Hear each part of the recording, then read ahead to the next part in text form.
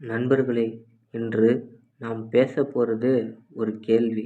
அது என்னன்னா, யார் உயரம்? இந்த கேள்வி கேட்டவுடனே நம்ம மனசுக்குள்ள என்ன வருது தெரியுமா? உயரமா இருக்கிறவர் யார்? பெரிய பில்டிங்கா?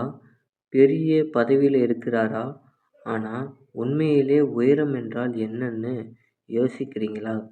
அது என்னன்னு இந்த வீடியோவில் பார்க்கலாம். ஒரு நாள் பள்ளிக்கூடத்தில் ஒரு ஆசிரியர் ஒரு கேள்வி கேட்டார். பிள்ளைகளே, யார்தான் இந்த வகுப்பில் உயரமானவர்?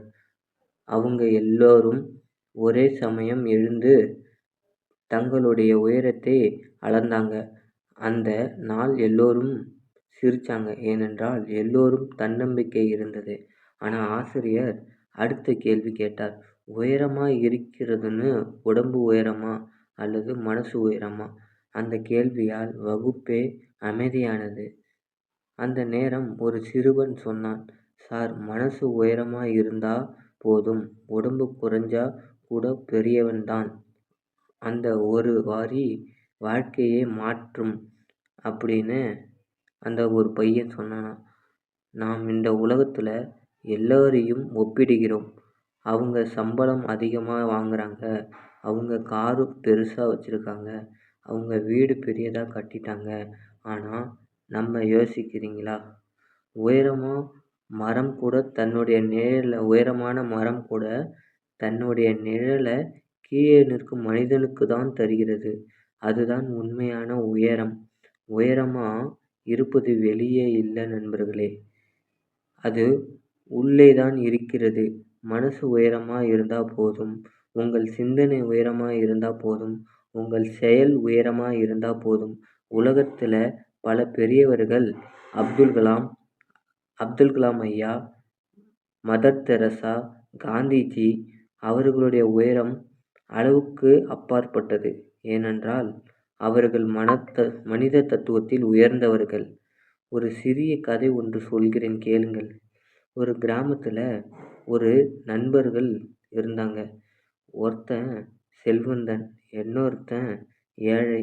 ஒரு நாள் மழை வெள்ளத்தில் கிராமம் முழுக்க தண்ணி நிரம்பி விட்டது. அந்த ஏழை நண்பன் தன்னுடைய வீட்டையும் பொருளையும் விட்டுட்டு அடுத்த வீட்டில் இருக்கும் வயதான ஒரு தாத்தாவை காப்பாற்ற சென்றான். அவன் காப்பாற்றிய உயிர்தான் அந்த கிராமத்துக்கு நம்பிக்கையானது. பின்னாடி மக்கள் சொன்னாங்க, அவன்தான் நம் கிராமத்தை உயரமானவன், ஏனென்றால் அவன் மனித தத்துவத்தில் உயர்ந்தவன் அப்படின்னு அந்த கிராம மக்கள் எல்லோரும் சொல்கிறாங்க. நண்பர்களே, உயரம் நம் தலையில் அளக்கக்கூடியது இல்லை, நம் செயல்களில் தான் தெரியும். ஒரு நல்ல வார்த்தை, ஒரு உதவி, ஒரு தியாகம், இதெல்லாம் தான் நம்ம உண்மையிலே உயரமானவராக ஆக்கும். அதனால் அடுத்த முறை யாராவது யார் உயரம்னு உங்ககிட்ட கேட்டால் நீங்கள் சிரிச்சுக்கிட்டே சொல்லுங்கள். உயரமாக இருக்கணும்னா மனசில் இருக்கும், வெளியில் இல்லை. உங்கள் நண்பன் பேசுகிறேன். இப்படிக்கு இன்ஸ்பிரேஷனாக கதையாய் வாழ்க்கை பாடங்கள் தெரிஞ்சுக்கணும்னா லைக் பண்ணுங்கள், ஷேர் பண்ணுங்கள், சப்ஸ்கிரைப் பண்ணுங்கள். அடுத்த வீடியோவில் சந்திக்கலாம். ஓகேவா? நிறைய பேத்துக்கு ஷேர் பண்ணுங்கள்.